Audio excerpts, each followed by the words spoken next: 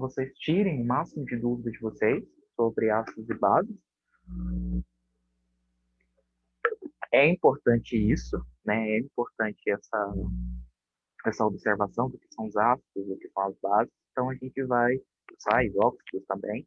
É importante vocês também saberem a diferença entre um ácido e base de Arrhenius, Brontos-Louren, Lewis e o de Lux-Foot, que eu mostrei na primeira aula.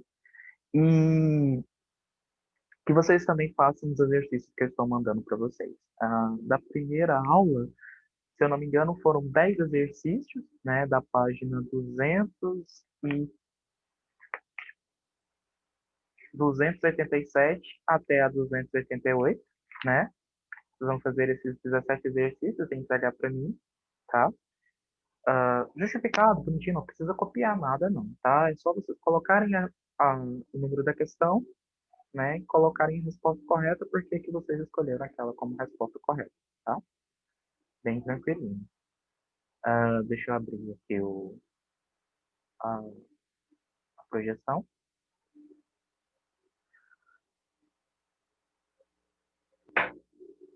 Muito bem. No início do século XIX, o cientista Svante Arrhenius definiu ácidos como sendo as espécies químicas que, ao se ionizarem em solução aquosa, vão liberar como cátions apenas o íon H+. Considerando as seguintes substâncias que apresentam hidrogênio em sua composição, C2H6, H2SO4, NaOH, Na4Cl, dentre quais delas a gente pode classificar elas como sendo um ácido segundo a definição de Arrhenius. Então vamos observar o seguinte, meninos. Para a gente trabalhar com a estrutura de Arrhenius, para a gente chamar de ácido segundo Arrhenius, a gente tem que lembrar o seguinte, ó, que o ácido, então vou colocar aí HA, e esse ácido em solução, ou seja, em água, vou colocar aqui H2O, em água, ele tem que liberar um cátion igual H+, e um ânion a menos. Nossa senhora, tá feio demais essa letra minha, tá? Mas tem que acontecer isso aqui, tá? Então vamos aí por exclusão. Se eu fizer com o C2H6, o que vai acontecer? O que é um C2H6? Um C2H6 é um etano, tá? É uma molécula orgânica, C2H6. Em água, ele não vai fazer nada. Etano em água não vai acontecer nada. Não vai liberar OH, não vai liberar H3H+, não vai acontecer absolutamente nada. Ele vai ficar quietinho lá na dele, tá? Moléculas orgânicas não se misturam muito com moléculas inorgânicas, né? Tem algumas exceções, mas elas não se misturam. Até tem a ver também, às vezes, que essa molécula orgânica ela é apolar, enquanto as moléculas inorgânicas, na sua grande maioria, são polares. Então, C2H6 não vai ser. NaOH em água vai liberar o Na e o OH-. Ó. Vamos fazer aqui. NaOH.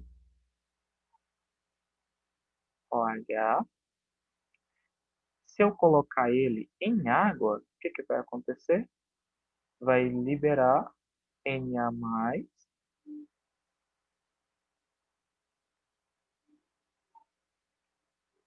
mais OH-. Ou seja, isso aqui é uma base de Arrhenius, né? O NH4Cl, a mesma coisa, né? Só que ele vai ser uma base também de Arrhenius, né? Vai liberar o NH4Cl-. NH4 mais Cl-. O único aqui que vai obedecer essa ordem é o H2SO4, que em água vai acontecer isso aqui, ó. H2SO4. Em água vai liberar um próton, então vai ficar SO4 menos mais H+, ou seja, em água ele liberou um H+, e depois ele pode liberar outro H+.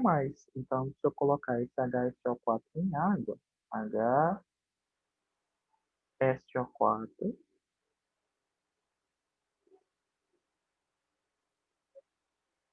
em água, eu vou liberar outro H+, e o ânion SO4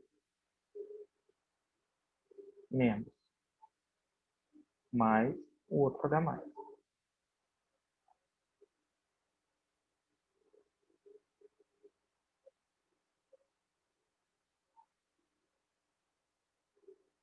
A equação geral, então, se eu quiser saber a equação geral dessa reação, eu só faço o seguinte, ó.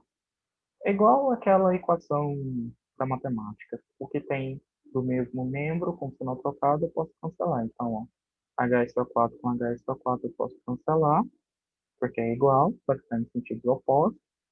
E o que está do mesmo lado eu vou somar. Então, vai ficar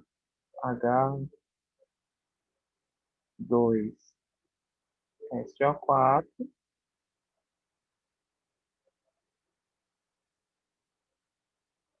vai liberar, soma, né? 2H+,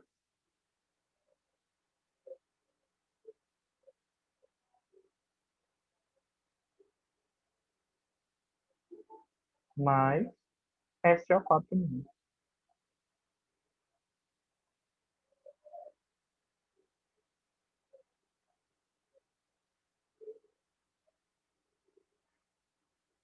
Entenderam a minha linha de raciocínio? Ela foi, acho que, um pouco ampla, né? Mas deu para entender?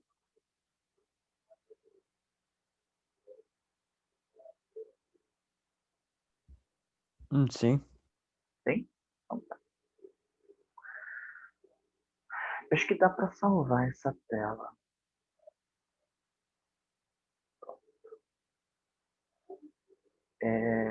Deixa eu selecionar isso aqui. Deletar. Então vamos lá, para a questão número 2. Cortou o cabelinho, ficou bonitinho, Felipe.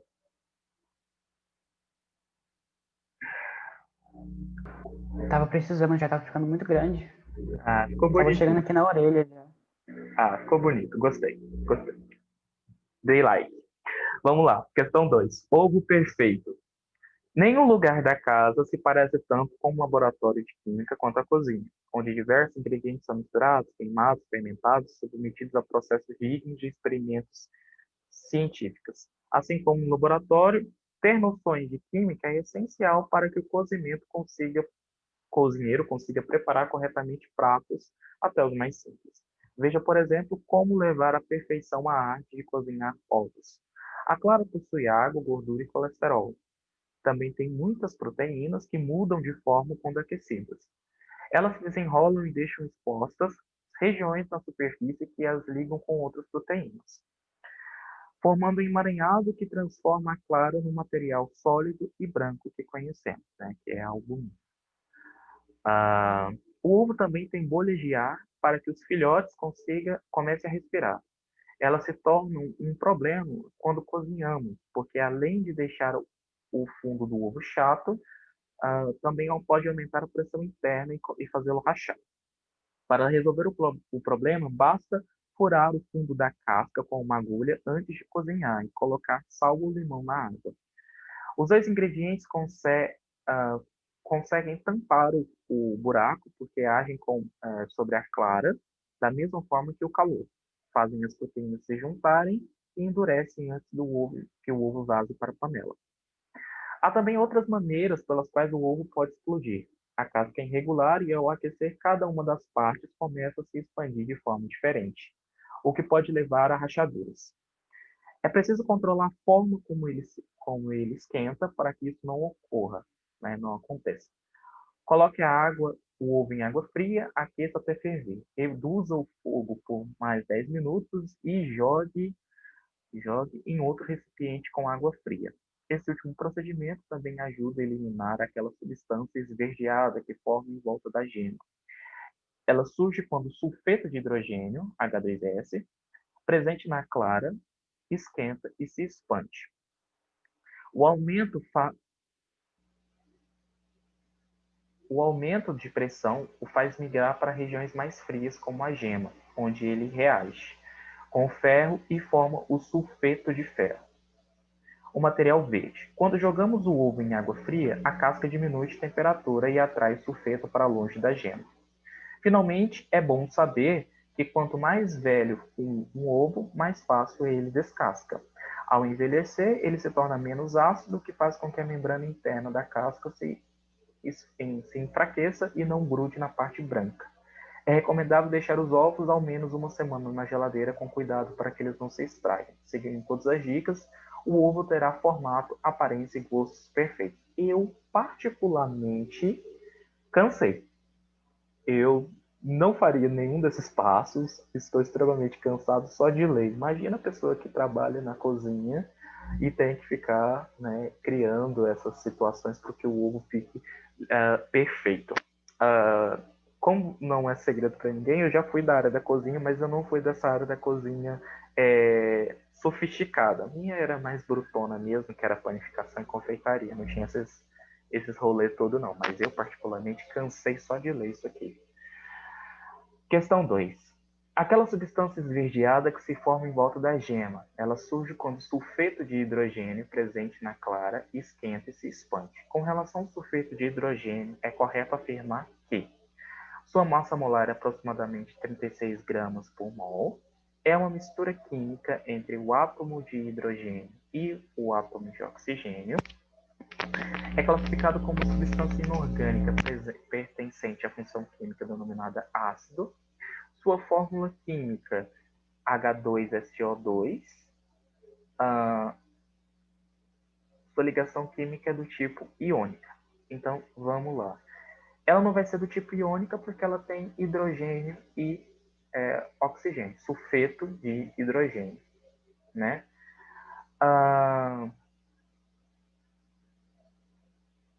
Ela é uma classe, não, ela não vai ser uma mistura, ela vai ser uma ligação, né, entre o átomo de hidrogênio e o átomo de oxigênio. Então, não é uma mistura.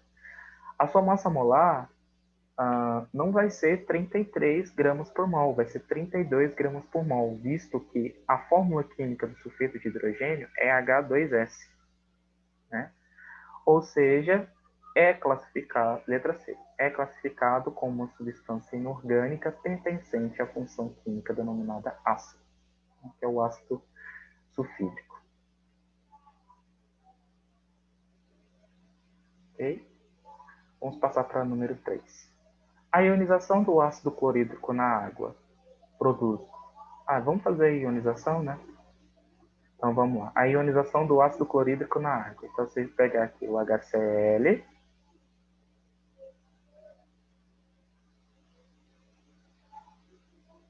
em água vai liberar H+,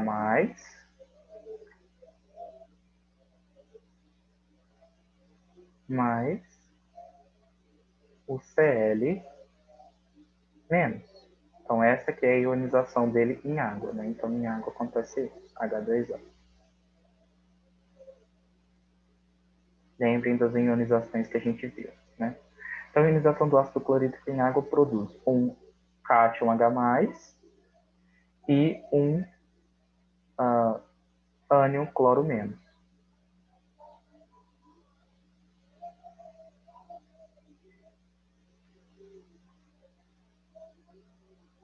Seria a letra A. Ó.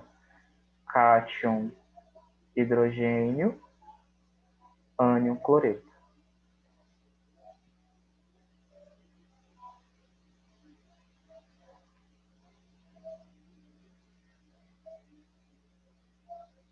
Ok?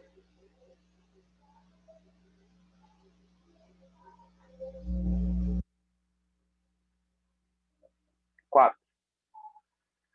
Quando chegou ao seu laboratório, a princesa Juba ficou desesperada com algo que viu no quadro utilizado pelo mordomo Menta, desculpa. Pelo mordomo Menta. Sobre o composto desenhado, é correto afirmar que, vamos observar aqui, ó, gente, nós temos aqui um carbono com 3 oxigênios ligados a ele, né? O que a gente tem aqui, ó? Esse carbono aqui, quantas ligações o carbono faz? O carbono faz 4 ligações, né? Vamos ver quantas ligações o mordomo menta colocou aqui nesse carbono. 1, 2, 3, 4, 5. Quando o menta colocou 5 ligações no carbono. O carbono só faz 4. Ou seja, está passando uma ligação. Está estourando essa ligação.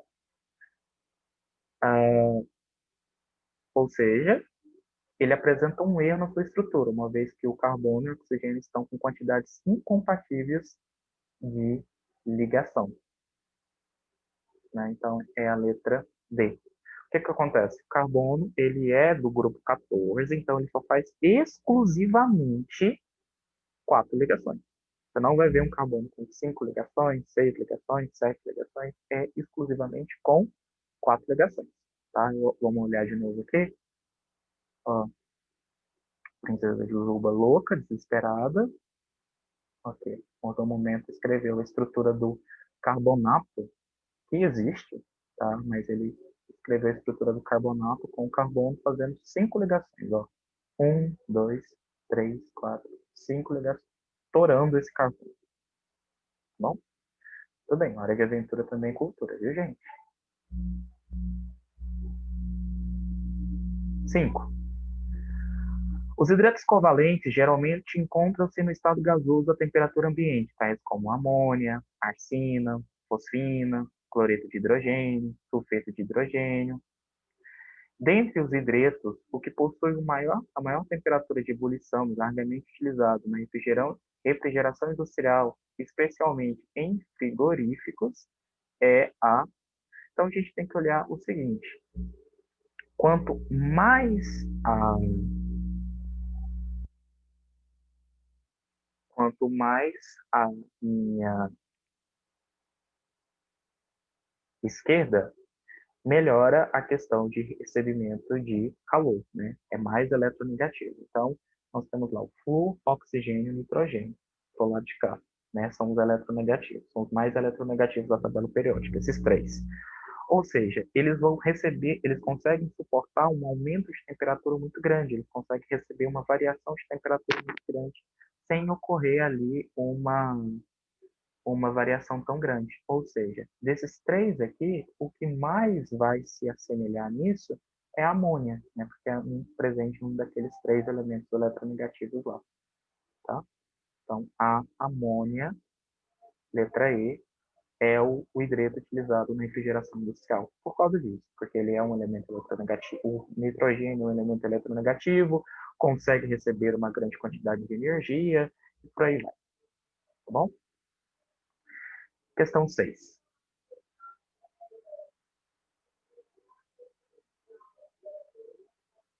Muitas substâncias químicas são usadas no nosso cotidiano. Alguns exemplos são dados abaixo. O HNO3 utilizado na fabricação de explosivos, como, por exemplo, a dinamite.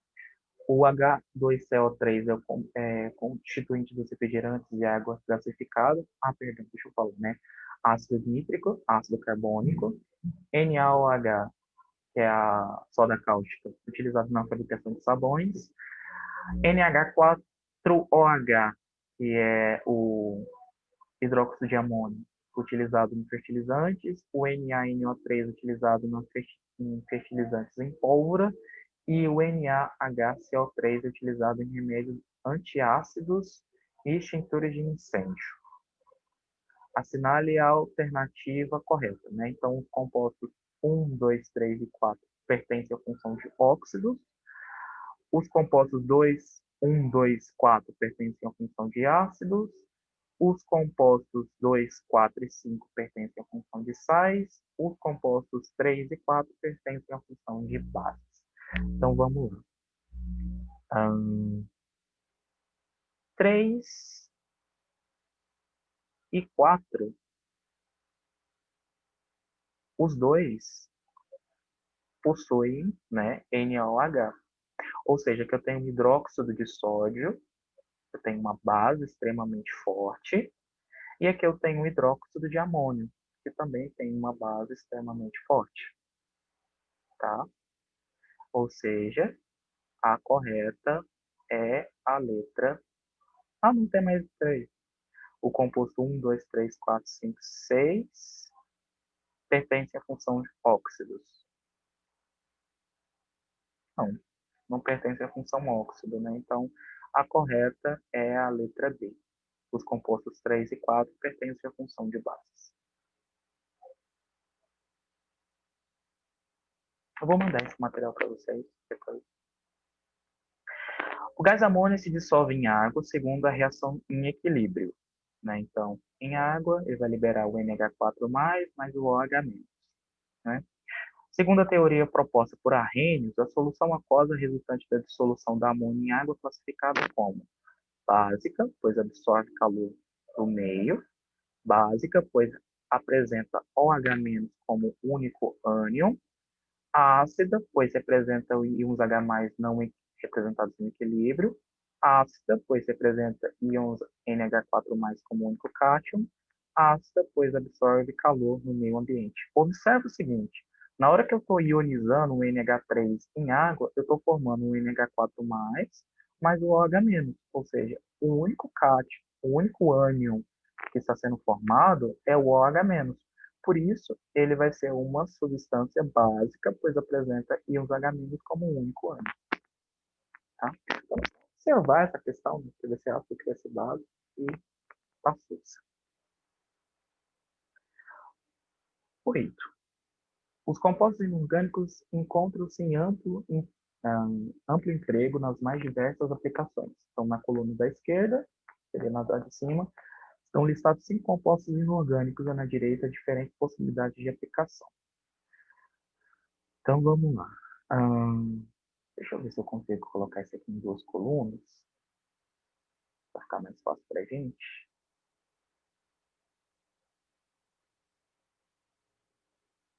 Design.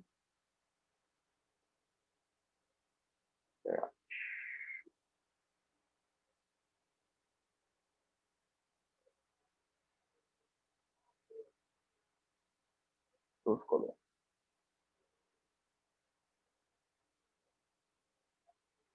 Opa, peraí.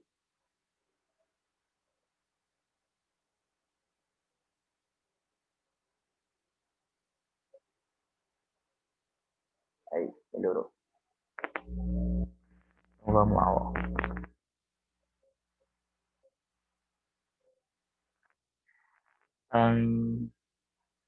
Hidróxido de magnésio, que também é chamado de leite de magnésio, é utilizado como antiácido. H2SO4 é utilizado para baterias, que é o ácido sulfúrico. Utilizado em refrigerantes, nós temos... Está faltando um parênteses aqui, tá? Utilizado para limpezas, a gente tem o ácido muriático ou a, a soda cáustica, que é utilizado para limpar no pisos e forma de fazer sabão. E utilizado em refrigerantes, nós temos o ácido fosfórico, que é a número 5. Na verdade, essa utilizado em produtos de limpeza é isso mesmo, porque esse aqui é o hipoclorito de sódio, que é utilizado na limpeza, para formar a água sanitária, né? Mas a configuração certa é o ácido sulfúrico que é utilizado na, na bateria, o hidróxido de magnésio que é utilizado como antiácido, o ácido fosfórico que é utilizado em refrigerante, Coca-Cola, por exemplo, tem muito ácido fosfórico, tanto é que a gente não vomita na hora que a gente toma a Coca-Cola por causa do ácido fosfórico presente. E o NaOH, que é utilizado em produtos de limpeza. Então, ficaria certo 3, 1, 5, 4.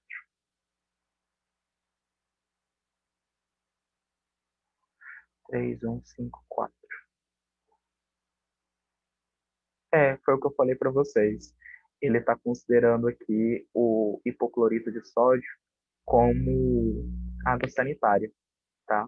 Então, Nessa aqui, teria duas respostas corretas. Essa aqui que a gente acabou de fazer e substituindo o 4 pelo número 2, por causa que ele também está considerando isso aqui como água sanitária, né? Hipoclorito de sódio. Então, a correta é a letra E.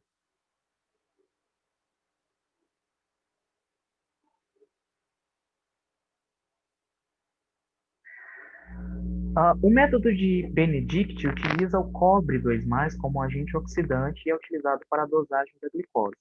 O reativo contém uma pequena porção de óxido de cobre em equilíbrio com um sal de complexo hidrossolúvel, ou seja, que não é solúvel em água, o qual reage com açúcares redutores em um meio alcalino e sob a ação de calor de 100 graus Celsius. Forma produtos coloridos como descritos abaixo. Os nomes mais adequados para os compostos hidróxido de cobre, óxido de cobre e dihidróxido de cobre 2 seria, deixa eu ver aqui. Isso aqui é fácil. Hidróxido de cúprico, na verdade aqui ele pode pegar aquela formulação, lembra? Oso, ico, né? Então aqui ele está falando o seguinte, ó. A primeira, a oxidação é igual a 2. Eu não sei se vocês se recordam daquelas primeiras aulas de bases que nós tivemos. Quando o número de oxidação é igual a 2, a gente coloca a terminação oso. Então, o primeiro é hidróxido cuproso. Quando a oxidação é igual né, vai aumentando, então a gente tem o hidróxido cúprico e, por último, o óxido cúprico, né? Então, nós temos a letra B aqui. Se vocês tiverem dúvidas, eu sugiro que vocês deem uma olhada na nomenclatura de bases e eu vou postar para vocês o material, para vocês terem como material de estudo, de pesquisa. 10. A substância química fornecida para o tem que ler, né? Soluções aquosas de hidróxido de alumínio e amônio, NH4OH, são empregadas na indústria têxtil e agrícola no tratamento de efluentes e limpeza doméstica. A fórmula química fornecida para o hidróxido de amônio permite afirmar que essa substância é classificada como sal, um ácido, um óxido, uma base ou um hidrato. Olha lá, hidróxido de amônio, hidróxido, base, né? Então, é a letra D de doido. Muito bem. Meninos, então nós fizemos 10 exercícios agora. Eu vou mandar esses 10 exercícios para vocês, né? E vocês vão fazer mais 10 exercícios, né? Só mandar gabarito para mim já é suficiente, tá bom? Vou também mandar para vocês as aulas que nós postamos, os slides para vocês terem como base para vocês estudarem, tá bom? Dúvidas? Mas você não já mandou tarefa na primeira aula? Essa aqui não é para agora, não. Essa é para vocês me entregarem na segunda-feira. Então tem tempo. Até mesmo porque segunda-feira que vem eu não vou passar a atividade, então eu tô meio que compensando. Entendeu? Sim. Então, um forte abraço para vocês e até segunda, pessoal. Tchau, tchau. Até.